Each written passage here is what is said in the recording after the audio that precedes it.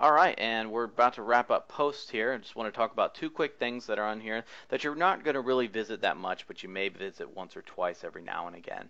And I just wanted to go ahead and go over them real quick.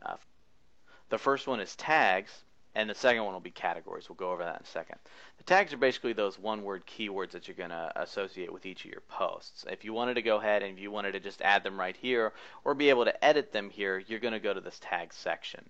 Some themes, but not many, once again, are going to utilize a description of a tag. So maybe if you wanted to use that, you can, but it's not really something that's very big that you needed to do.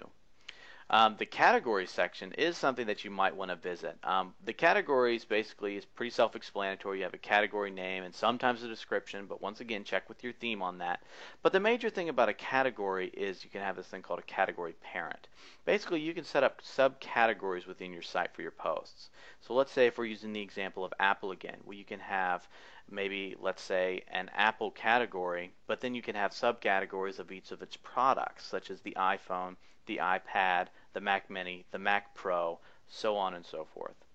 And then within each of those, let's say that you have your iPhone, you can have maybe the App Store, or maybe iPhone Generation 1, or new features, or gossip, or latest news, rumors. So you can kind of nest them upon each other and have a much more structured setup of your blog. So that pretty much does it for categories.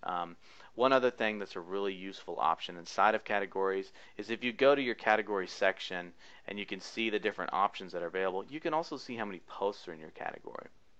So if you have something that's got a whole lot of posts in it, and then maybe a category that maybe only has one or two, maybe you should take out that category and put it somewhere else. It's obviously not really doing what you want it to do.